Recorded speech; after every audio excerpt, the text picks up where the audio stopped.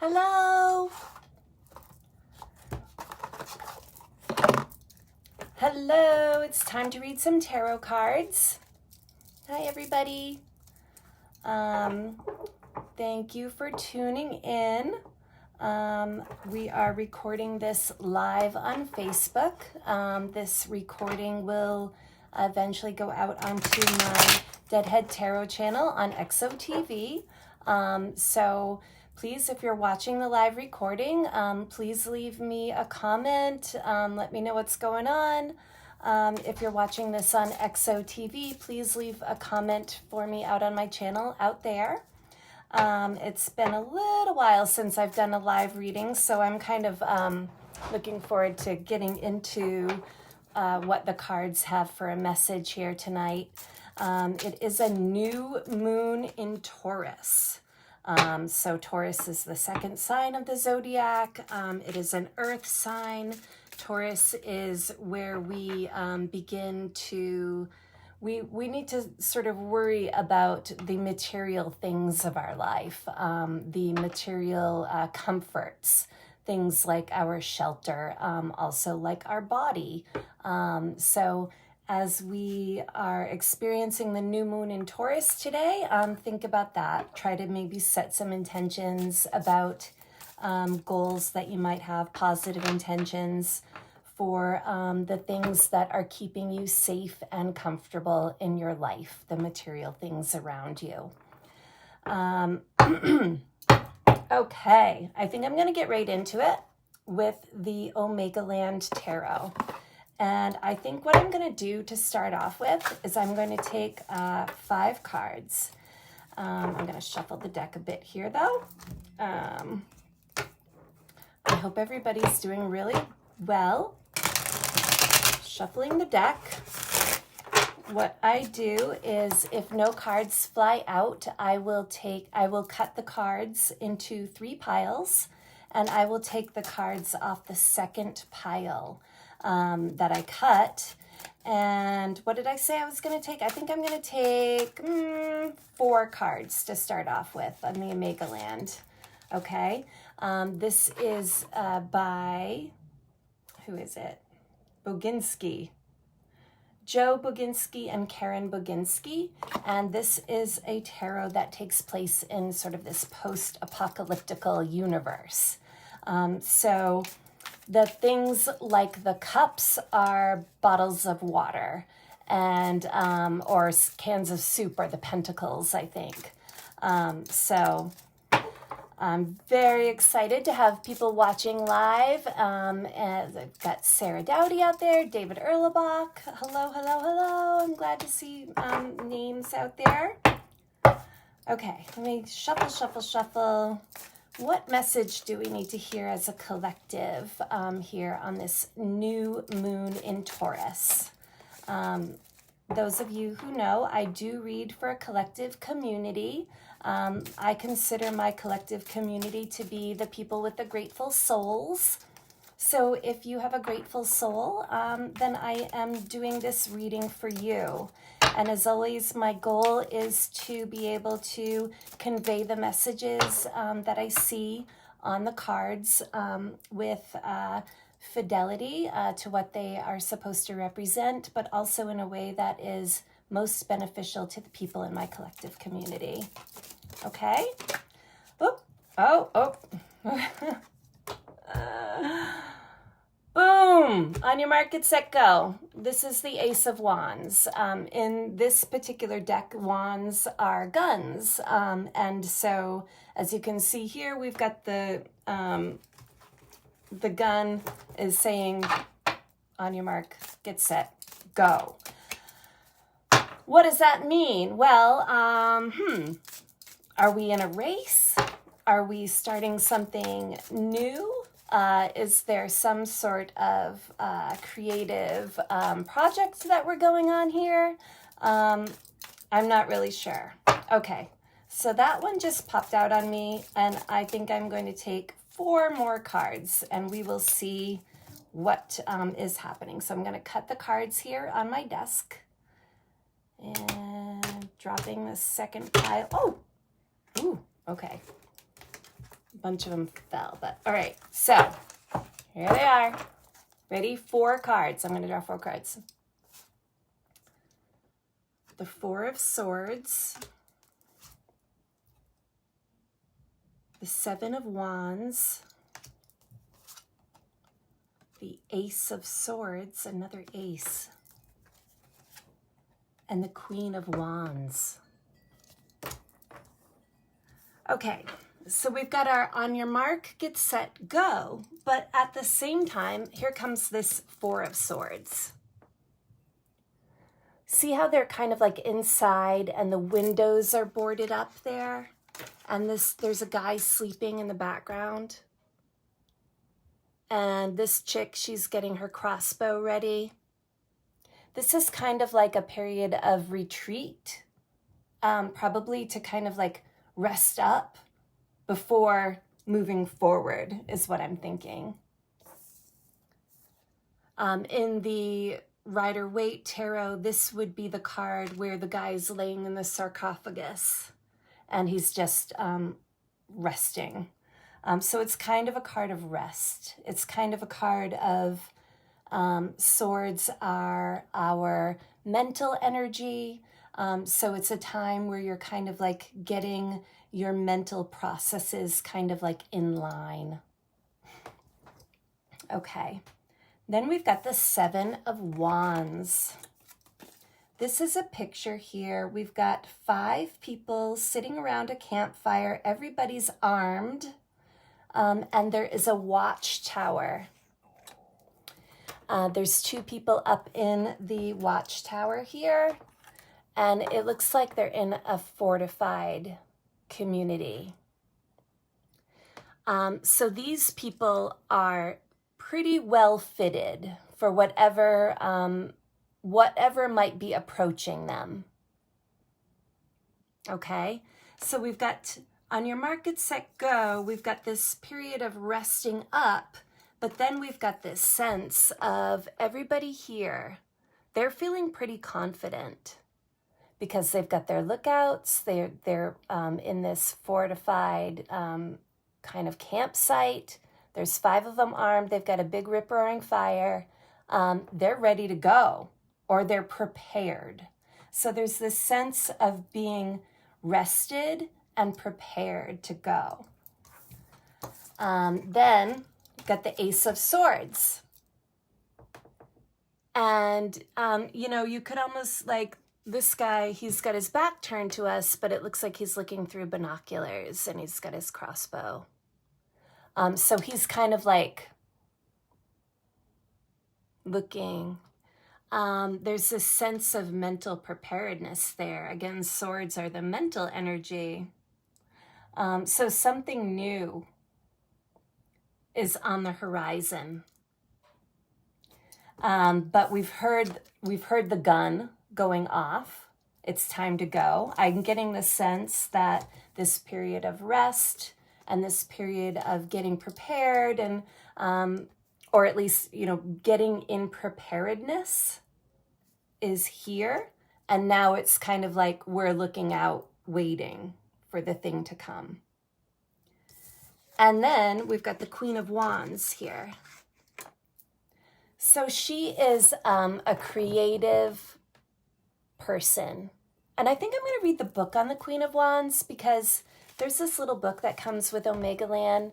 It's written in the first person and it's always kind of cool. And so since our court cards are often kind of hard to interpret, like we never quite know if they're a person or do they just represent an energy or what in the heck. So let's see what they wrote about the Queen of Wands here. And it's just a quick little blurb. It says, I've known her for many years, and she was the same then as she is now. Warm, honest, and likable. She is considerably independent, though, which doesn't jive well with some people. And the message is independence.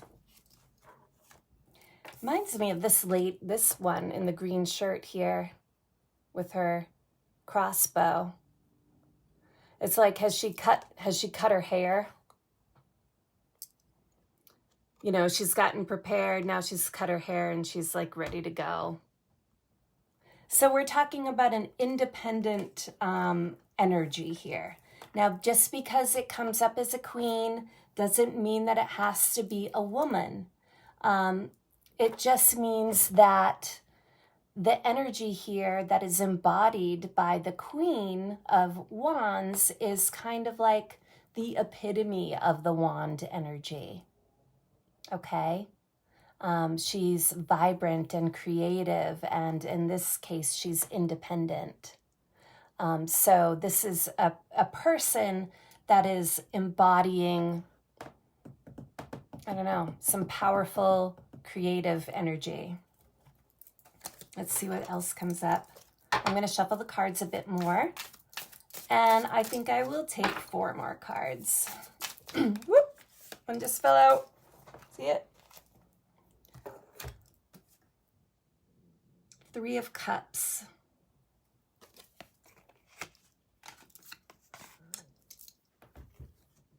So you can see they've got the jugs of water here. Those are the cups in the Omega Land Tarot. We've got our 3 people. They're sitting around a picnic table, around some old trash cans, and there's some school buses there. This is like a festival. I'm thinking this is a gathering of friends around the picnic table.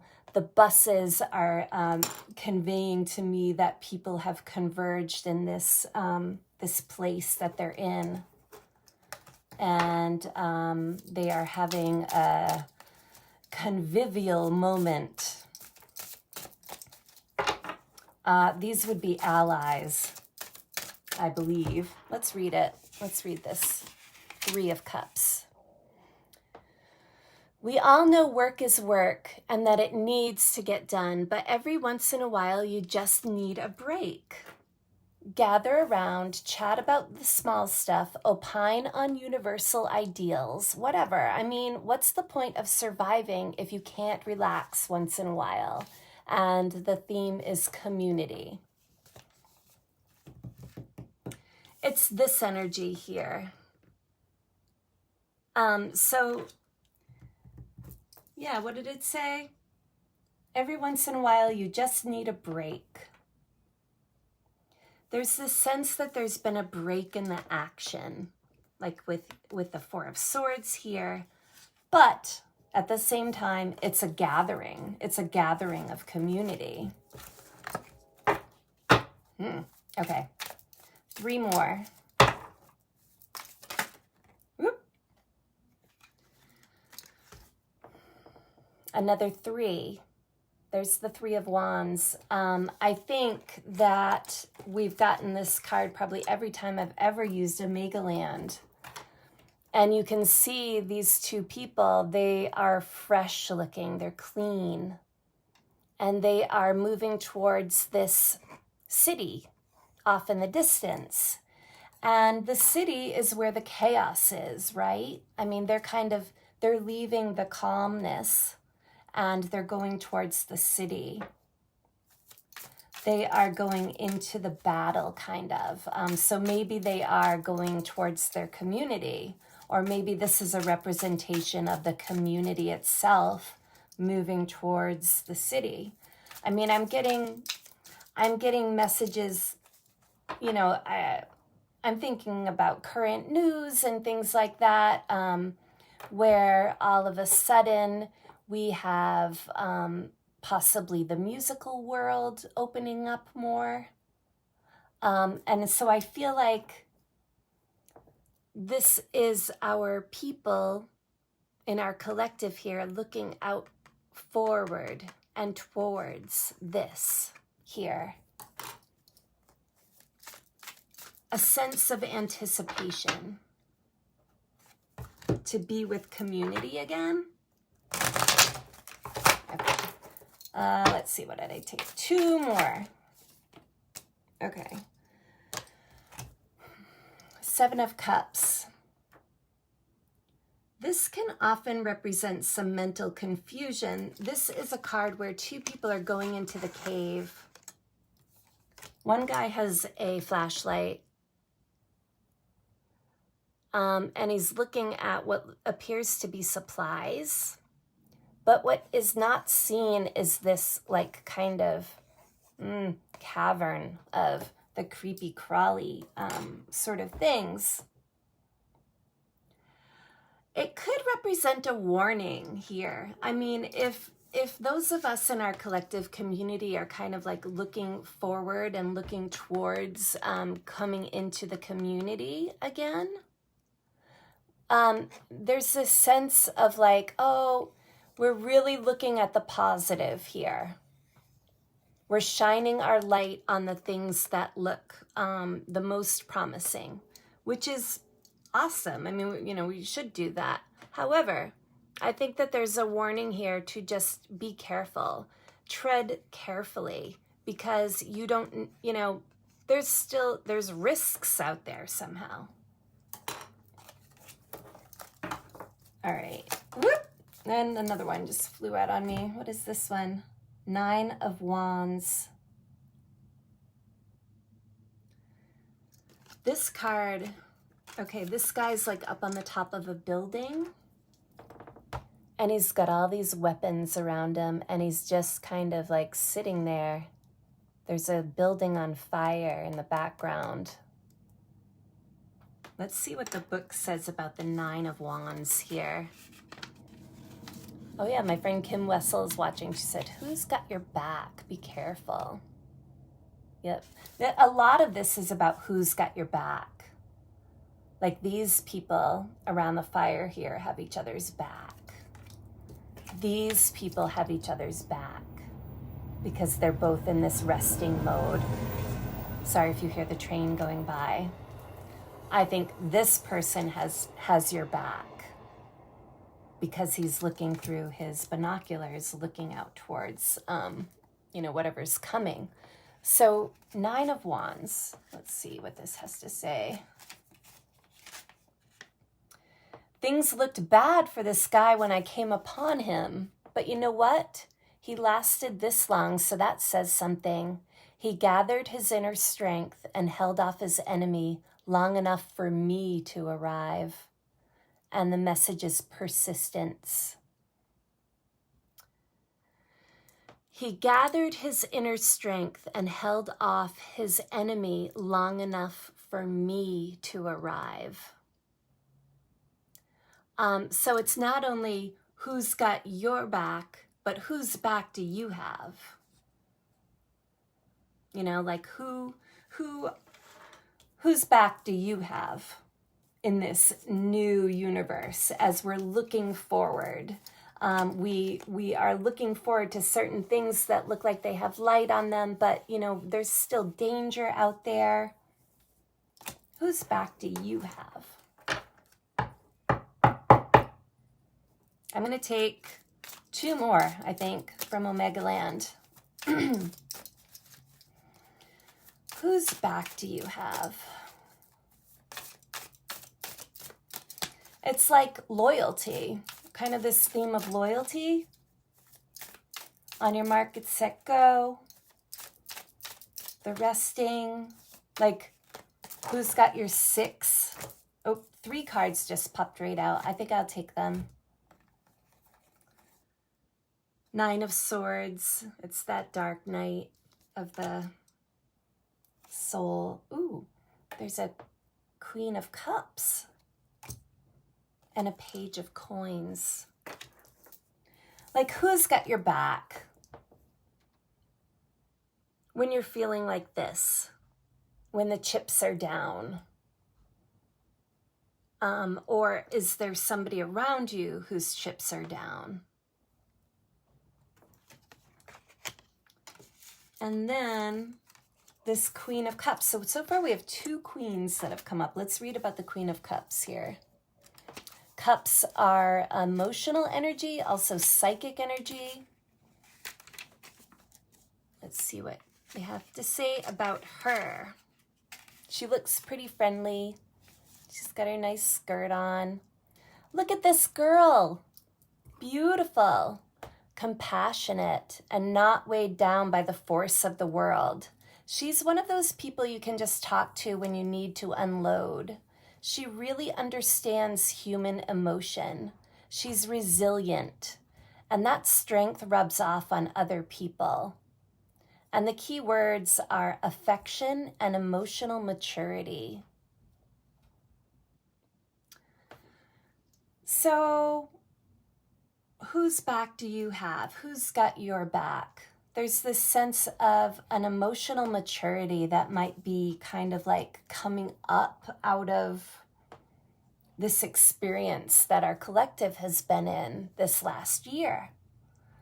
I mean, I just keep thinking, you know, wow, what a year we have been through. And it's been over a year now. I mean, we're still dealing with the pandemic and things like that, but things are changing and things are shifting. And I really think none of us are going to come out of it the same. And so I am imagining that there's some emotional maturity that is being seen from those of us in the collective. And again, this is not just women, this is men also. Cups energy, emotional energy, the Queen of Cups. She would be compassionate. She would be sincere. She would be empathetic. She would be your local empath. And so there are a lot of us that would probably relate to that particular energy. I see it like a loyalty, more loyalty there. And then we got the Page of Coins. This would be like the Page of Pentacles. So let's see, Page of Coins here.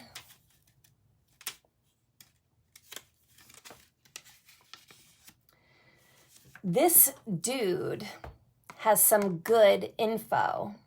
He's been all over, both on his own and working under people. Listen up.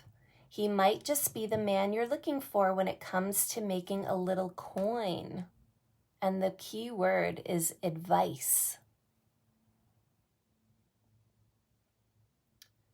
Listen up. He might just be the man you're looking for when it comes to making a little coin. So there's this message of being aware of the people around you that are extending this offer of the coin, which is represented by the can of soup here in Omega Land. It's another message of support. All right, I'm going to move away from Omega Land and let's see. I think I want to jump into one of my Seasons of the Witch Oracle to see if we can get sort of a different type of theme about what is going on here. We've got this on your mark, get set, go with the Ace of Wands. This period of rest, this period of feeling well fortified, being looked after, this feeling of community, the feeling of looking out towards the city, and whose back do you have? Okay, so what can the Seasons of the Witch Oracle tell us? And this is by Giada Rose. I'm going to take a sip of my water here too. Okay. Seasons of the Witch. New moon in Taurus. I'm going to take one card. I'm going to cut the deck here. Actually, I'm going to shuffle a little bit more. How's everybody doing?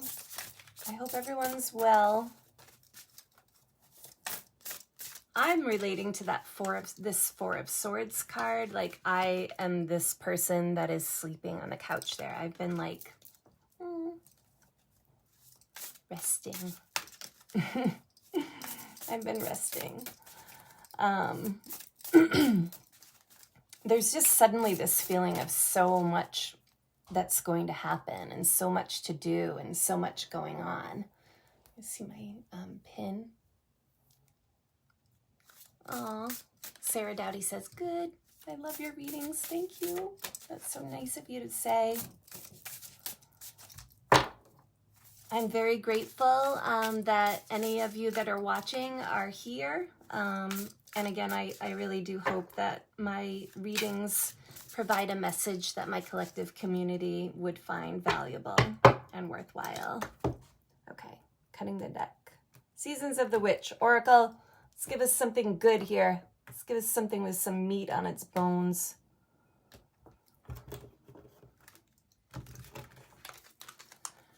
Ready?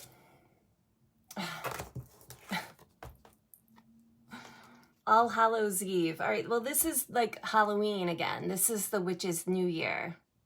And I got this in a reading several weeks ago where we were talking about the astrological New Year. It says, call upon the voices that stir your senses through the night. Cast an unforgiven howl as you stomp your might through the ground.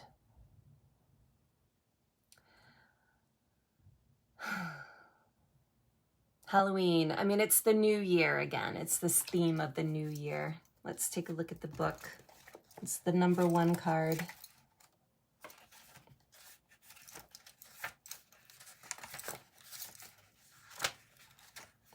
Ah, where is it?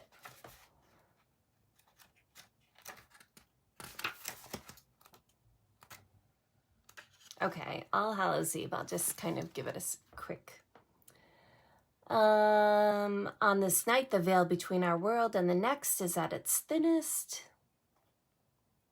Spirits are given a chance to pass over to find their resting place, and loved ones who have passed can visit. We may take advantage of this magical time by harnessing the open energy from the spiritual realms. Communications with spirits and guides are more natural than any other night of the year. This is, again, they're talking about Halloween, but it's the card that we drew for today. It's a beautiful time to deepen a psychic practice or to start a new one or to call on the help of the powers that be. Working magic on this night is likely to lead to success, even if you've never worked a spell before. On this night, which is the new moon in Taurus. So if anybody was to cast this, kind of like experiment with working some sort of magic, it would be a night where it's a really good idea to write down the things that you are envisioning for yourself, for the future, that will allow you to live your life comfortably. And you put it in writing, and you set it as an intention. And then you live your life. You take steps every day to kind of make that intention come true. And that's kind of like how you create magic. Okay? So we're making magic here on this full moon in Taurus. All right, I am going to take, I just was called to take the Psychic Tarot. So let's watch this one. And I don't know if I've drawn from this deck recently. The Psychic Tarot is by John Holland. So let's see what this says. I have to shuffle it a bit. I haven't shuffled these cards recently, so I'll put All Hallows Eve up here. In the meantime, see that okay? Someone let me know if the camera angle gets weird and you can't see the card or whatever. And it is in reverse here because we're broadcasting this on Facebook.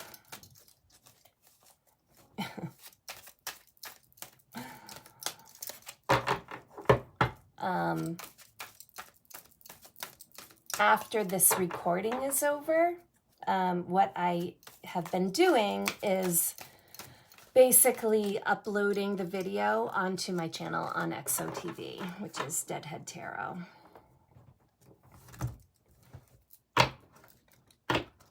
Deadhead Tarot on XOTV.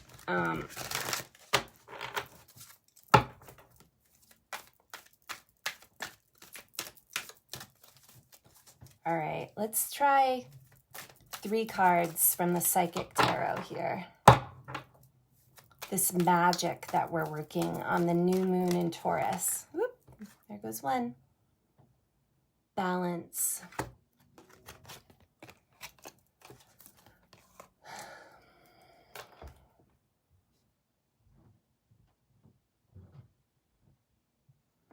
Balance. Number 11. I just want to see which, yeah, this is the Justice card.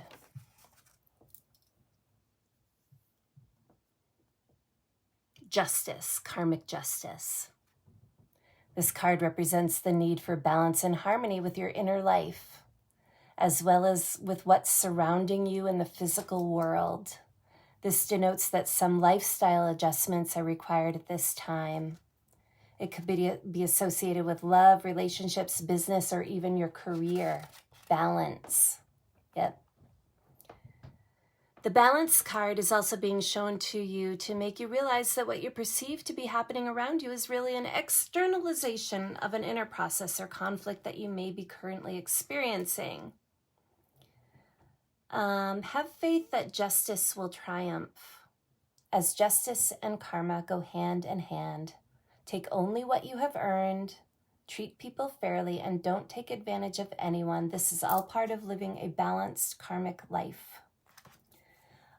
So if you're writing out your intentions here on the full moon in Taurus, think about the balance of it. You know, like what do you give out? What are the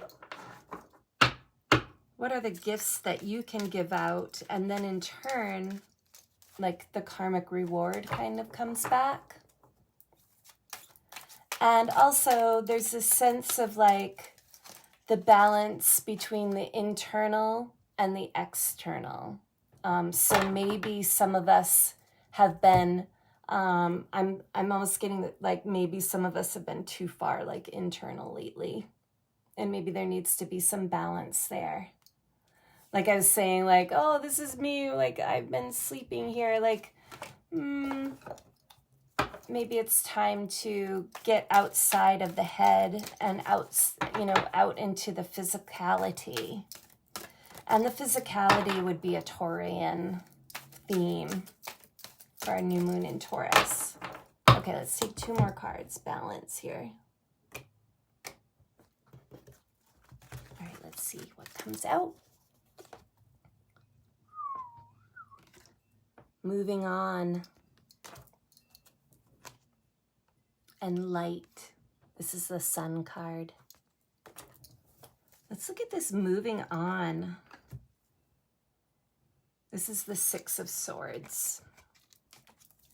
So in a Rider-Waite deck, the 6 of Swords is that card where the people are in the boat and they got all their swords, tucked into the bottom of the boat, and the guy's got the big staff and they're moving on. I'm getting this sense that it's like moving on out of, if there's been an imbalance, it's time to move on from that. There's also, this 3 of Wands card where they're moving on. You can kind of see they're facing in the same direction. Moving right along, ba-da-dum, footloose and fancy free. It's that like Fozzie the Bear song from the Muppet Show when they're in the Studebaker. I think it's a Studebaker, and they're moving along. And the crew's in the car, and they're moving along. And they're moving towards the light. I mean, this is the Sun card, and so...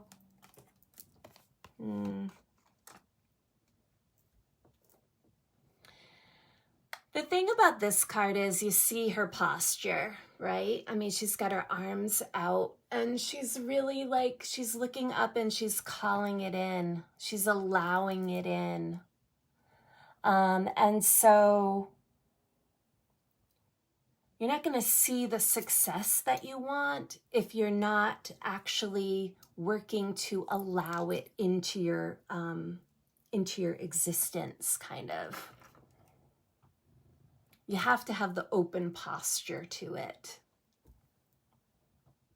Now, the Sun card here, I mean, this is kind of like wishes coming true and things like that. I mean, I don't know how that fits into the scheme of things with this sense of karmic balance and the moving on and the light. You know, balance is also, I think it's the Justice card. Let me see. Yeah, this is the Justice card. So in a Rider-Waite deck, this would be the card with the guy in between the columns holding the scales of justice. So it can denote a law situation, like something to do with the justice system. And so it could be that somebody is moving along from some sort of situation that involved the justice system and is therefore then able to move towards the light. So I don't know if that resonates with anybody, but that could possibly be denoted there. Moving along from some mental anguish of some sort. I think, what is this guy holding? I honestly can't see. He's got something in his hand.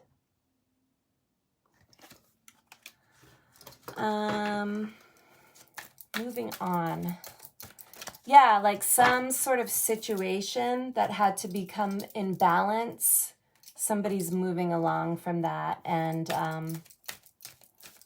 is able to kind of see the light a little bit clearer. Maybe there's some illumination going on.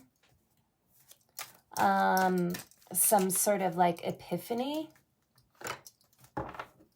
All right, 3 more cards from the Psychic Tarot.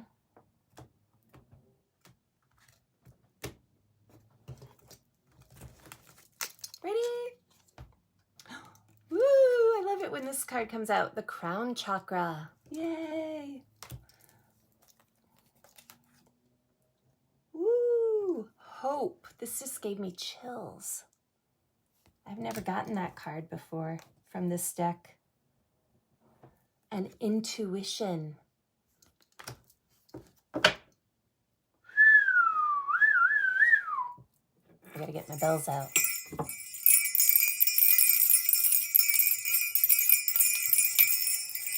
Well, okay. So look, we've got the Sun and then we've got this Crown Chakra card here. Now this is our seventh chakra. You can activate it by actually like snapping above your head. It's kind of like above your head, emanating outwards, like upwards.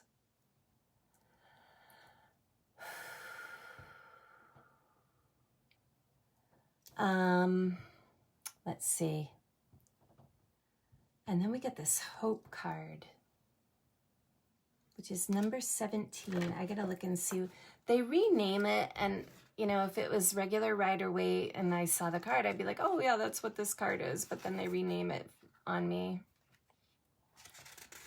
Oh, it's the Star card. Wow. Okay. Something big. This is the Star card. So like make a wish. I'm also getting the message here where we've got the Crown Chakra and the Star card.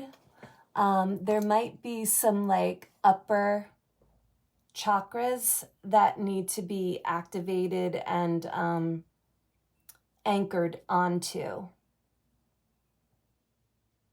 or anchored into. The Star card is a card of meditation. So if you have a meditative practice, this would be indicated here. Because it's the meditation is where you kind of connect what you've got going on in the physical with, what your intentions are. And obviously you're kind of like doing this up in the ethereal realm in the crown chakra area.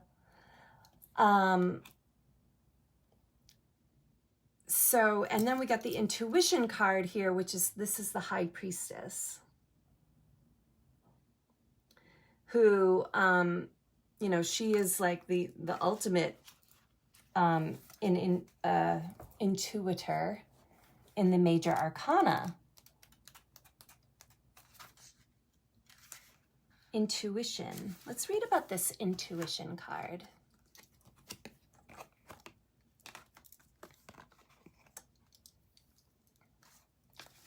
Okay, so this is the High Priestess card.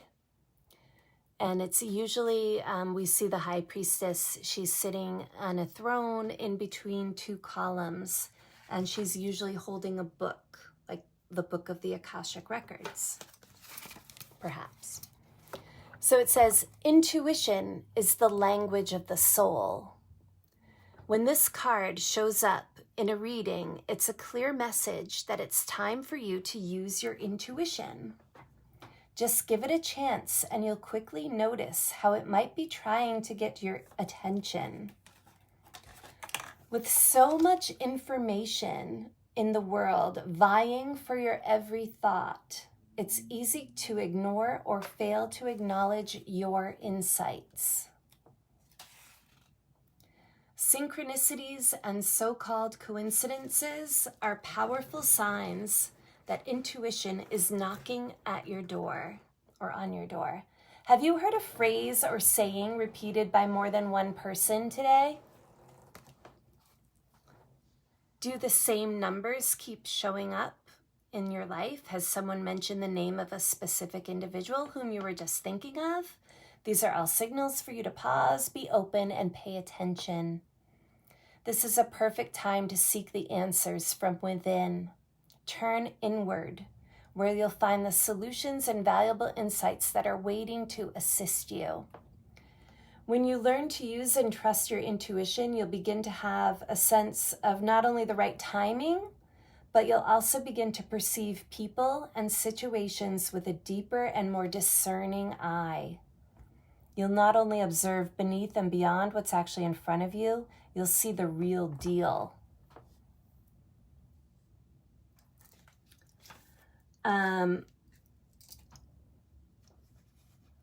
So, crown chakra activation, using your intuition to see what the real deal is.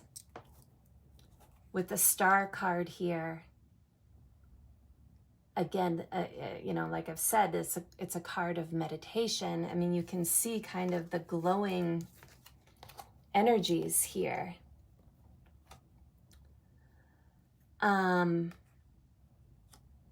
Let's see, what can we do to activate our crown chakras? I mean, you can use sound. I use my bells.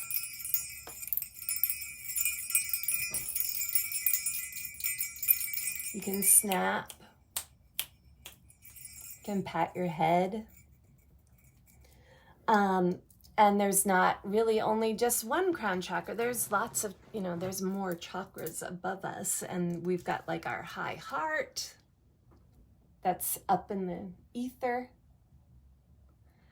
Then you connect it down into your root chakra that goes down into the earth.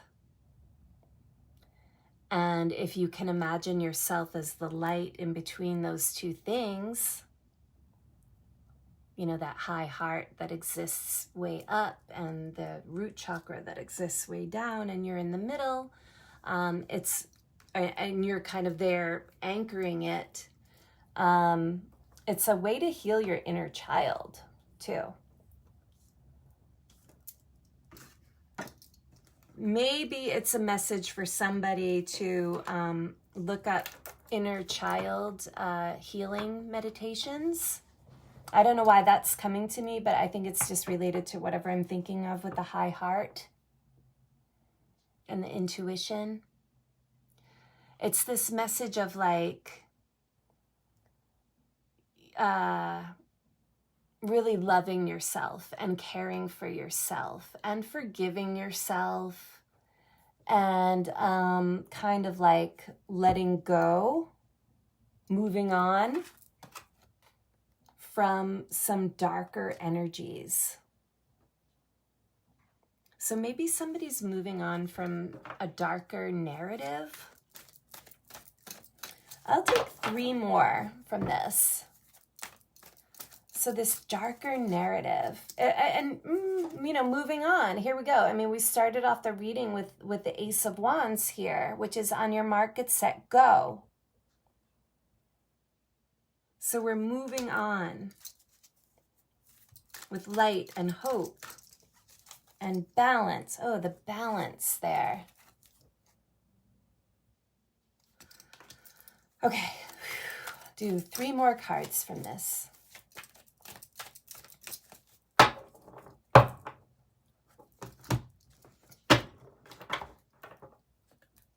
They're hard to shuffle, I'm sorry. All right, okay, 3 more cards. Yeah, this need to be in balance. It's the physical and the spiritual. It's the high heart and the root chakra.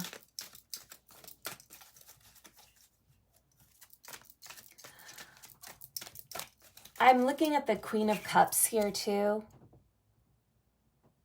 where she's holding that jug, like she's holding the heart. And I feel like that's a message where you kind of nurture yourself. You kind of hold your emotional, what's the word? Your emotional frailties. You hold them yourself. And you kind of, you know, kind of say, self, inner child, I'm gonna hold this for you. Whoop. Whew. It's chills. Universe.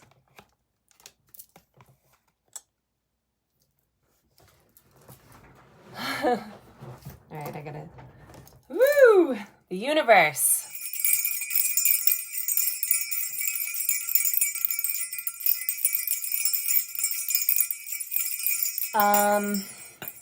Okay, that is 21. Let's see. This is such a cool deck. I don't use it often enough. I should probably use it more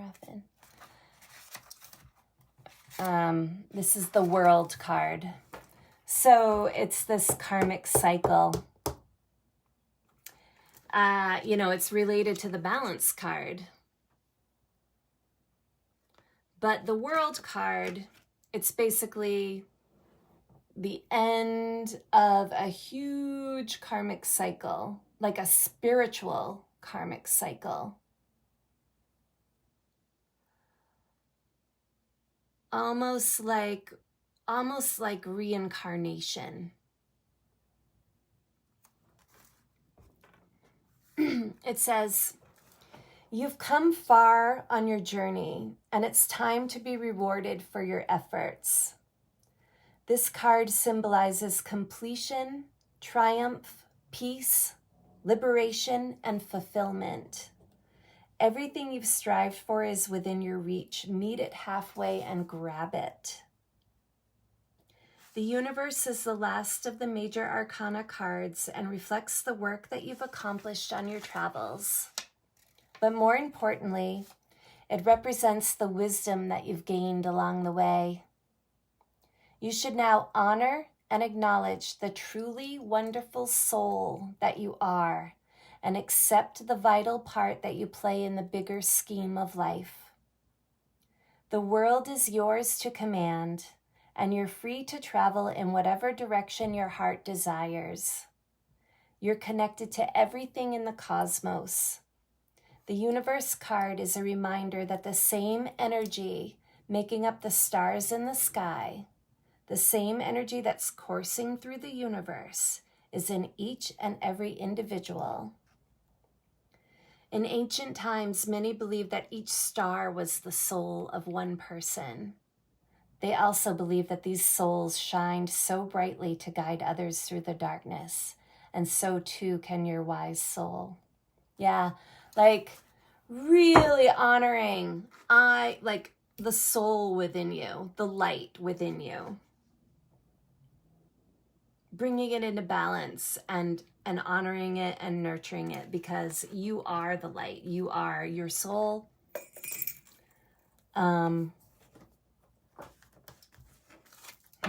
Okay, two more from this. This is some major psychic healing.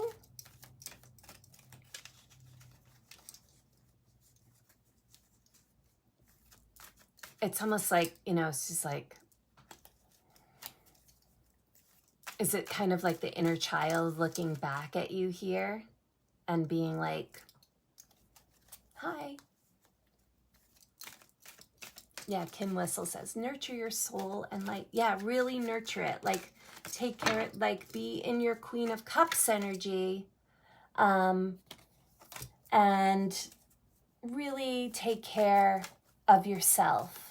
Mother yourself the way you'd like to be mothered, or you wish you had been, or, just really, really take care of the frail and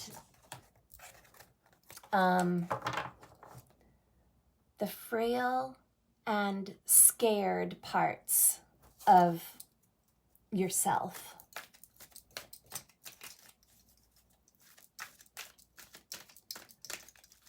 You could go back in time. Imagine yourself going back in time to some place in your life that was scary, that caused some trauma. And imagine yourself going back to yourself at that point. And imagine yourself being in that place with yourself at that moment in time.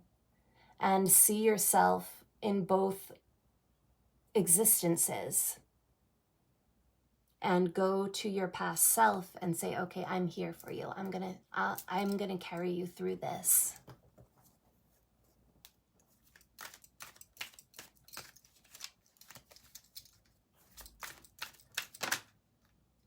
Woo, okay, awareness. Woo.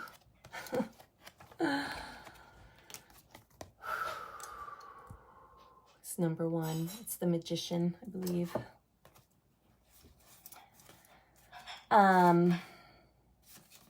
Yeah, awareness. Look at him.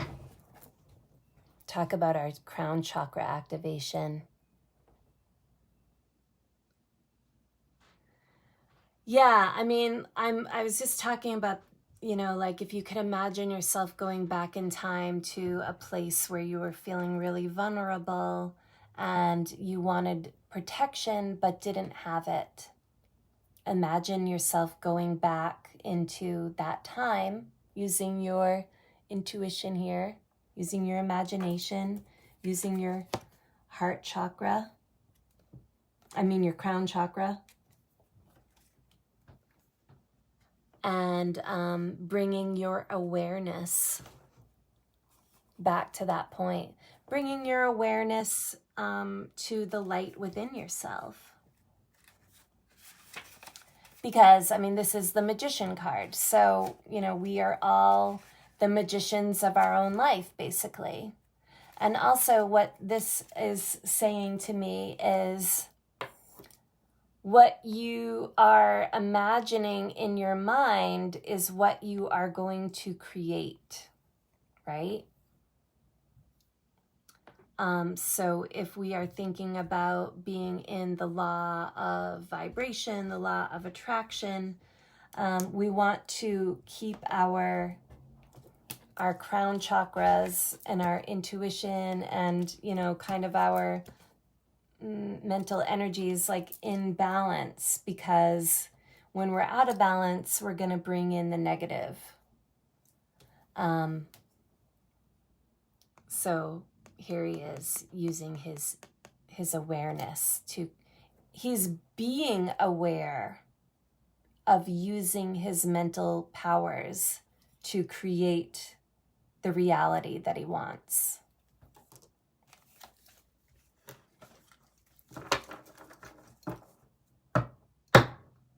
Was that the last one? Okay, one more. Whoop, one just fell out. Discontent and boredom. No, I don't want that one. Discontent and boredom. Well, I mean, you know, if you're in a discontented and boredom state, if that's where your mind is at, that's what will be created, right? This is the Four of Cups. And so in the Rider-Waite deck, this would be the card with the guy sitting under the tree. Whoops, sorry, I just banged my desk.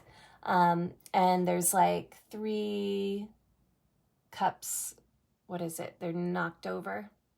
And then there's the 1 cup that the universe is handing over to the guy, and he's not paying any attention to it. He's being discontented and bored, but he's not seeing the opportunities that are coming around. You know, it's quite the opposite from this here.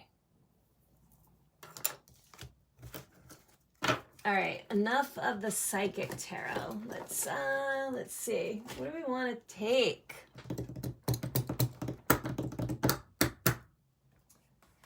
How's about, I haven't done a Black Moon astrology card in a while. Let's take some of these. See what these have to say. Black Moon Astrology is by Susan Shepard.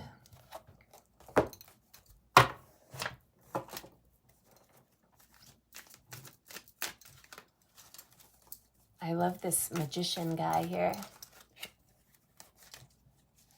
He's just like so, he's got the focus.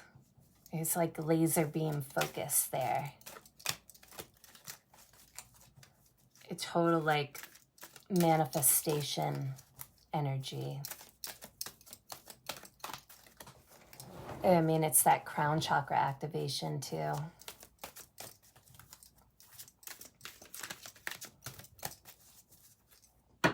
Black Moon Astrology. Let's see what this has to say to us here on this new moon in Taurus, 2021.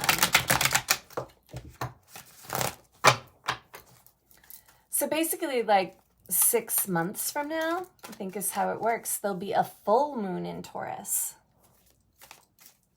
Does that make sense? Yeah, a full moon in Taurus when the sun is in Scorpio because they're opposite signs. So if you set your intentions at the new moon, theoretically 6 months later when the moon becomes full in the same sign, the intentions that you set now, you should see some results later on at the full moon.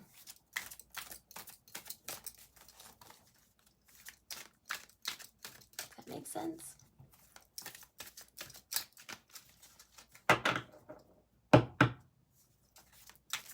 Full moon in Scorpio.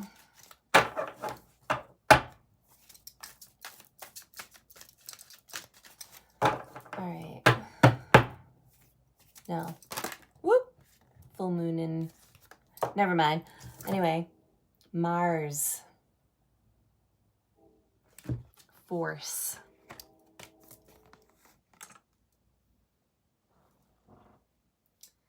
Mars. So the god of war here has arrived. Mars is like drive. It's energy. It's battle ready.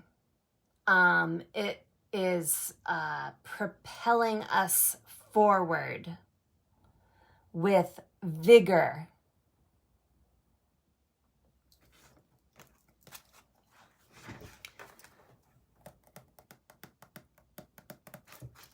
I'm trying to remember where Mars is right now astrologically, but I cannot remember, and I don't want to say anything that's incorrect.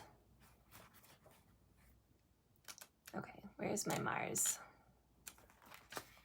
Mars. I'll just see what this book has to say about it really quick. War does not determine who is right, only who is left. The Mars card suggests there is something you might have to fight for. Let's see. Mars makes us shove hard in a way the other planets don't. One might call him the bully among the planets. Mars is the ruler of sexuality and aggression. It is a lustful planet that drives us, allows us to face the difficult challenges in life and to follow our passions, no matter what stands in the way. If we did not have a Mars, we could not know how to fight. I think it's this message of like, go, get going. It's this. It's the Ace of Wands. Mars. It's like a call to action. But based on the cards that I've seen in this reading so far, it's like the call to action is towards preparedness and community and obtaining this psychic balance, but also a balance of spirituality and physicality. Like, get going. Get going. Let's take a couple more. Ooh, the moon. Soul. In the tarot, the moon card is, it's like intuition, but it's also like that psychic space where you're really quite not sure what's happening, what's going on. So here we are in our new moon in Taurus. There's this sense of emotions. There might be some emotions floating around. What is the key word here? It says soul. Whoop, there goes a train. Soul. Getting in touch with the soul. Getting in touch with your moon energy. So maybe there's like, we got the moon and Mars. I mean, maybe it's something that somebody is emotional about, or there's this emotional calling to proceed with something, or it's like the emotional calling to let go of something also. Not quite sure. Moon. Psychic energy, intuition. I mean, the moon is the opposite of the sun. You know, we could look at the moon as divine feminine energy. Woo! This one just popped out on me. Leo. Look, we got a Leo card. I love that. I will, it says. So Leo is a fire sign. Let's see, associated with what? The personality, kind of. The joys of life, children, our happiness. So is the call here to become like, kind of like a lion on the earth, like a like, I don't know, a powerful lion? I don't know. Let's see what the book has to say about Leo here. Leos don't get their like fair crack at things, I think. I think like astrologers kind of breeze over Leo a lot. I don't know why exactly, but I think they do. So, okay, it says, and this is also a time period from July 23rd to August 22nd. So, Jerry Garcia is our favorite Leo. We have the days between during Leo season. This is the card of honor and strength. Proud and strong, those born under the sign of Leo are all about integrity. They are ruled by the sun, which is a light and a force we cannot live without. We would be left in darkness. Like the sun, Leos are warm and vital personalities. They intend to make their mark on the world, have a secret wish to be admired, and they want their time on earth to mean something. Not willing to be another link in the chain, Leos want to stand apart from the rest. Some may be known for their dramatic beauty, while others are clowns, or at least the life of the party. The sign of Leo reigns over children, creativity, and the stage or public arena. Leos make great actors, television workers, book publishers, artists, salesperson, and posers. Like what? Posers? Strike a pose. What they do must count and be unique. To overlook a Leo brings about great resentment in him or her, but generally Leos are too proud to ever say so. And Sarah Dowdy says, my dad is a Leo, and he is my favorite human being ever. I have some good friends that are Leos. I like my Leo friends. When the Leo card comes up in a reading, yeah, where are all the Leos at? Kim asked, is anybody watching a Leo? If anybody is, let me know. Comment with your zodiac sign. So when the Leo card comes up in a reading, expect to be at the center of something and be recognized.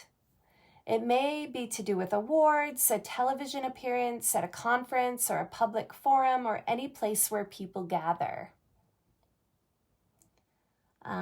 Your talents are about to be singled out for special recognition. Creativity should be a part of this endeavor. And let's see, I'm not going to read the whole thing, but it says, this is a time of being spontaneous and living in the moment, and a grand approach is necessary. It is time to part the clouds and let the sun shine through. Be playful, be bold, and end up a winner, because luck and light are on your side. David Erlebach's a Sagittarius. I know Sarah's a Libra. I'm a Scorpio. Leo. I mean, I think what the message is here is it's time for everyone to kind of like act like a Leo. Like, it's time to take the stage. It's time to be the star of your own show. Kim Wessel's a Sagittarius who's watching. Okay. Yeah, I mean, like, be a Leo. Even if you're not a Leo, pretend you're a Leo. Like, let's all just be Leos for a while. Let's all strut about. Let's all do our nails really pretty, like, Leo claws and, wipe our whiskers and, look really pretty in our furs. I mean, let's just, yes, be our strength, as David says.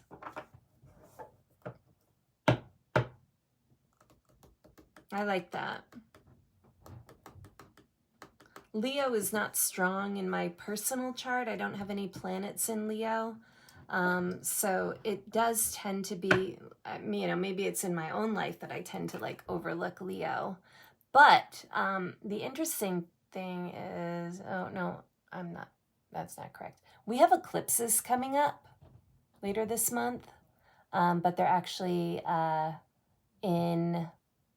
they're on the Gemini-Sagittarius axis, just FYI. So there's some eclipses coming up pretty soon.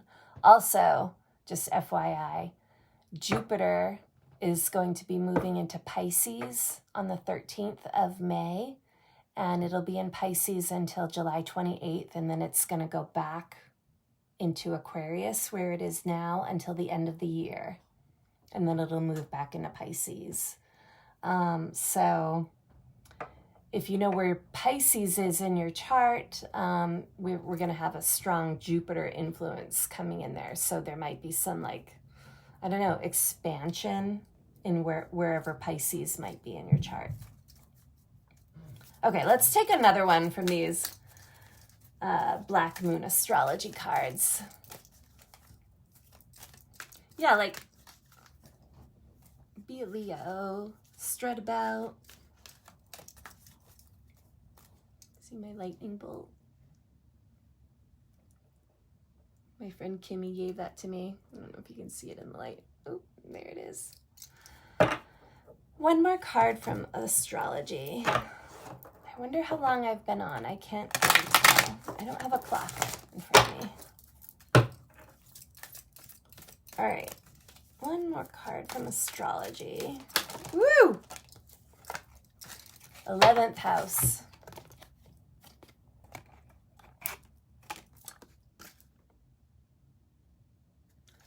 11th house, the house of friends. This would be like the Aquarius house.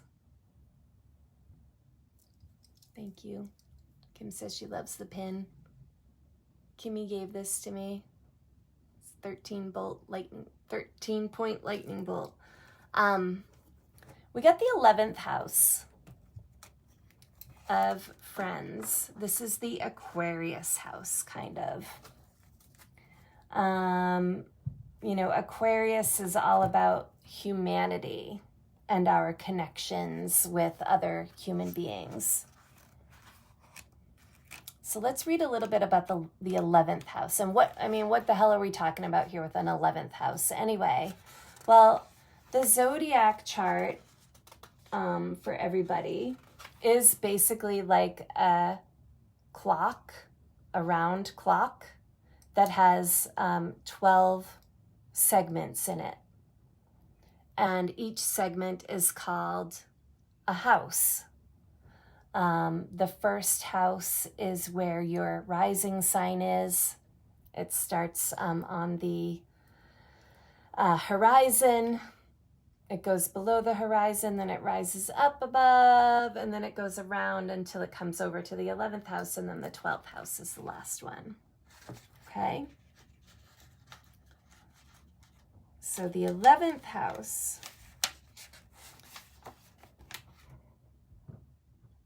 it says, the 11th house is all about associations and how we connect to others. It is the house of group alliances, ideals, and our aspirations in a public or social arena. It's reminding me of this. They could be in the 11th house right here, kind of, in an alliance. The 11th house is commonly referred to as the house of friends, but it is so much more than that. It has everything to do with the collective that comes from groups, people who identify and align with each other to make social change. By combining our energies with others, we can make our world, but more importantly, the domain of others, a better place. By combining our energies. The 11th house has much to do with our destiny, what we decide to give before we leave this earth, our soul's purpose. The 11th house deals with the greater good and living up to an ideal. The 11th house card says that we are not in this world alone, and that it is time to aim higher and go among the broader society to work with others or share energies, as it's not a good time to work on your own. The support of allies and other groups are necessary. Let's see what else it says. The appearance of the 11th house card means the collective. Those who support you as friends. but can sometimes indicate open enemies and rivals. It could just be a spirited competition between you and another, bringing out the best in both of you. But in the end, what works out is what works out best for all. So it is not a good time to serve your needs only. It is a time to be a comrade and give consideration to your friends. Weren't we talking about that earlier? Like, whose back do you have? Who's got your back? This guy's got your back. She's got your back. Who else has your back? We've got this guy's back. Queen of Cups has your back. This Page of Coins with the opportunity. Like, these are the people in your life that have your back. So this on your mark, get set, go that started out the whole reading with the Ace of Wands here seems to be a call to action to kind of like get your spiritual shit in order, but then also realize like who is in your group that is supporting you and who are you supporting in return? Like what's the balance there between the two? All right, enough of the Black Moon astrology cards. I think, so my friend Steve Rodemack gifted me a deck of cards recently. It's called Living with a Feather Heart. The 14 Ideals of Mott in Daily Life by Jennifer Sodini. And so I think I'm going to pick an oracle card here from the Feather Heart deck.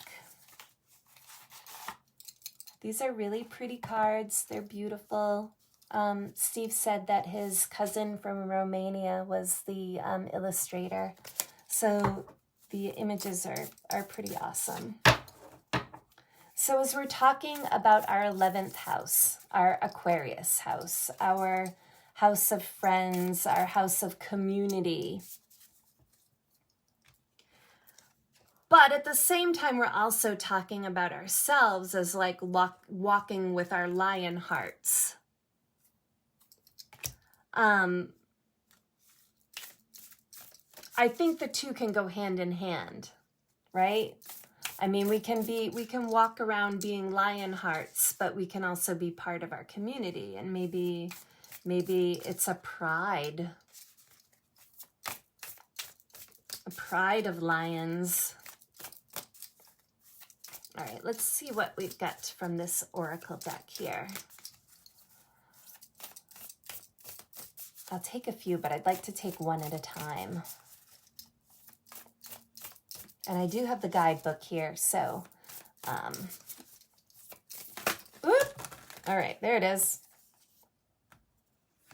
Oh, I love this one. Can you see it? It says,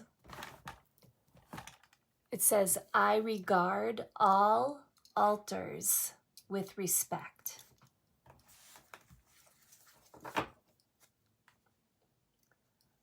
So, you know, your altar, what you see as precious and divine, isn't the same altar that somebody else has, but we treat each other's altars with respect. Let's read what this has to say.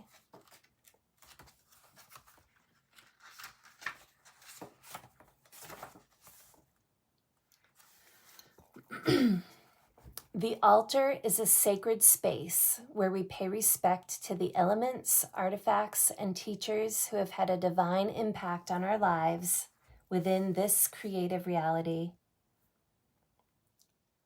While some of the traditional altars of ancient times were used for sacrifices or offerings and religious ceremonies, modern-day altars can be a magical tool in their own right.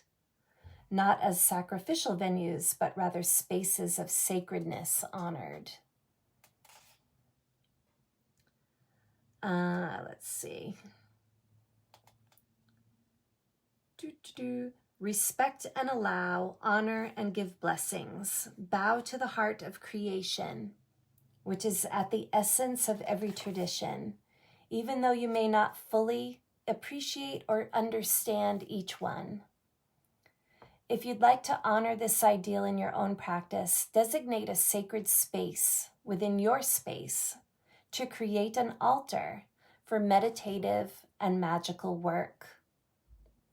You can design what feels best intuitively, but stay true to the heart of the altar. Remember to infuse it with the elements of earth, air, fire, and water. Honor the cardinal directions and hold your teachers, deities, masters, goddesses, or gods in the highest esteem.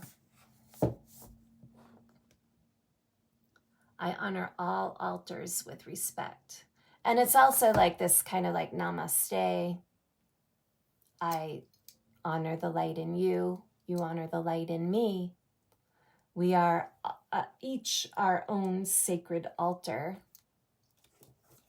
We carry our own light. If we are in our communities here, I'm sure that we're respecting one another's sacred beliefs. Let's take one more.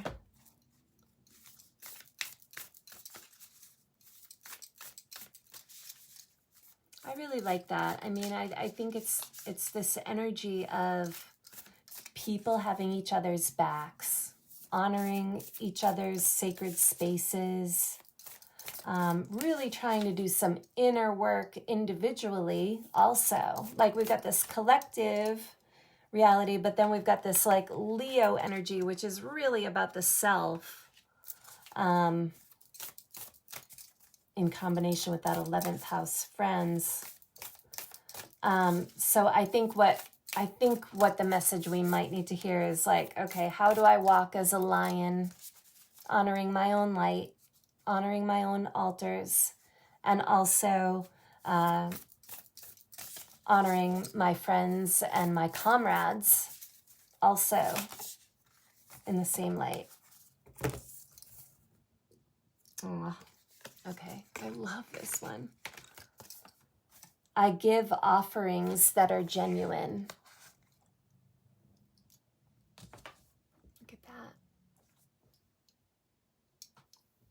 I give offerings that are genuine. And my offering here is to try to read the messages that come through in a way that is the best for my collective community. And so I hope that you have found that my offering here is genuine. Let's see. Let's see what it has to say. The core of Buddhist philosophy stems from an understanding that life is riddled with suffering, and it is our attachment to suffering that lends our life experiences more suffering. Like that boredom and discontent card, right? Thinking about it and dwelling about suffering leads to more suffering. In finding mental, emotional, and spiritual liberation from suffering, we attain nirvana, the transcendental state where we are free from the fetters of materialism, detached from the effects of karma, and liberated from the cycle of death and rebirth. This universe card is about becoming liberated from the cycles of death and rebirth, because it's the end of the major arcana.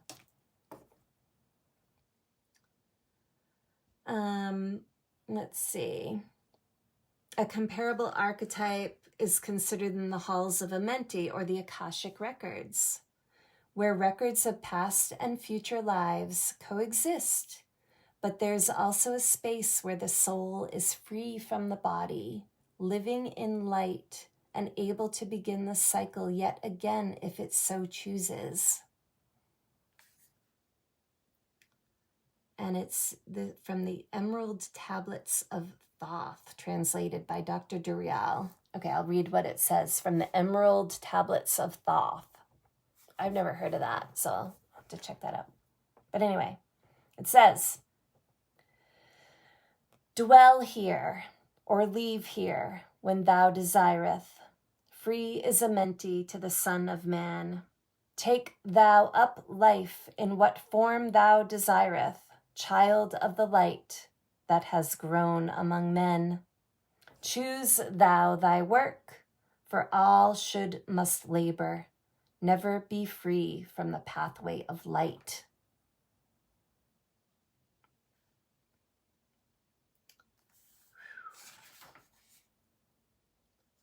Everything flows out and in, everything has its tides, all things rise and fall, the pendulum's swing manifests in everything, the measure of the swing to the right is the measure of the swing to the left, rhythm compensates. Wow, I don't know, there's a lot going on there. Interesting that the Akashic Records came up again. So I give offerings that are genuine.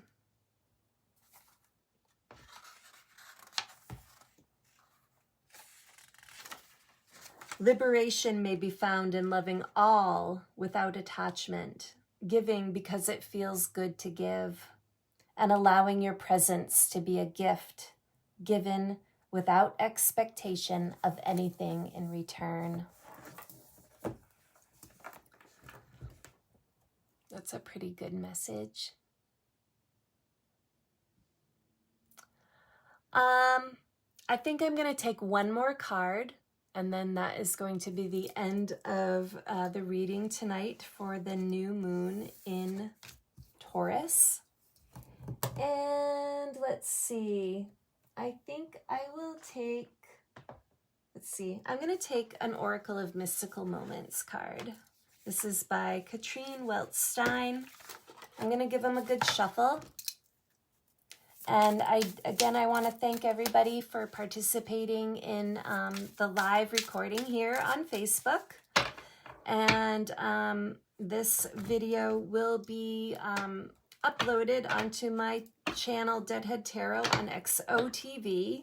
You can get to XOTV. It's xotv.me. My channel is Deadhead Tarot. You can follow my channel for free. If you would like to subscribe to my channel for extra videos and things like that, you can subscribe for as little as like $4.99 a month. And that does give you some extra videos to watch. But this one I'll be publishing this, and it will be free on XOTV. I am a part of Tip Jar Society, so if you see Tip Jar Society out on XOTV, I am a member of Tip Jar Society, and there are other performers that are a part of Tip Jar Society as well. And as far as I know, I'm going to be participating in a Tip Jar Society event on August 1st at the home of Greg Martens, where we will be having a musical event, as far as I know, with Cyril Neville and one of our Maine bands here called the Maine Dead Project, which are pretty freaking awesome, and I can't wait to do that. And I believe I will be reading tarot cards there, so that will be exciting.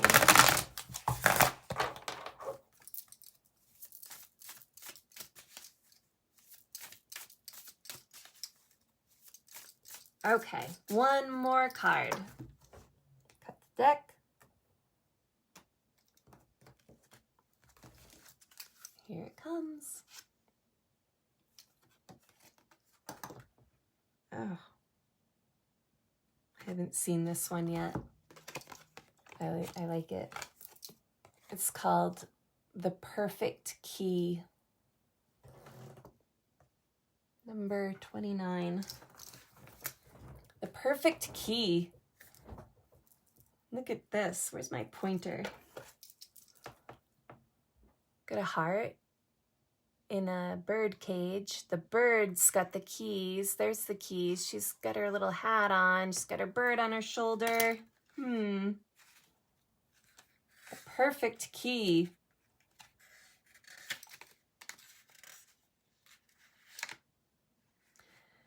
It says the key words are happiness, encouragement, and unlock feelings. This card shows a woman holding a key in one hand and a cage with a heart in it in the other. There is a bird sitting on the woman's shoulder, encouraging her to try different keys with his mouth. Yet, the woman has already found the perfect fitting key. She can open the cage and open her heart. Sometimes life is only a search for the right key. There are so many things that are hard for us to approach. We can have trouble accessing our own feelings. Thanks to friends and family, there are people who can help us find the lost keys to our personal happiness. Well, there then. Let's read that again. Thanks to friends and family, there are people who can help us find the lost keys to our personal happiness.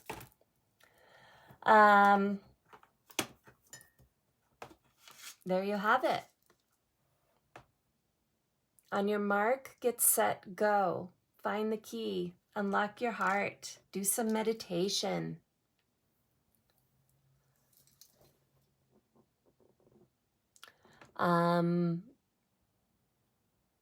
Find the perfect key.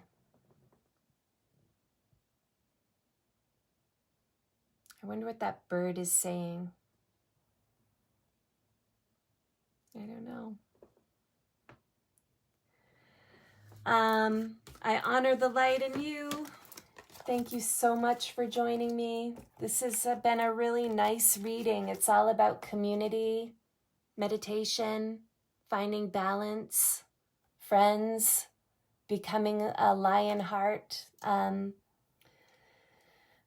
Mars energy, and getting going, and your allies and your comrades and things like that. So I would say, you know, if you can get that meditation piece in check, then you're going to be good to go, I think. So get in alignment, find your balance, and on your mark, get set, go. All right? I really love you guys. Thank you so much. I will see you next time. Have a good night. Bye-bye.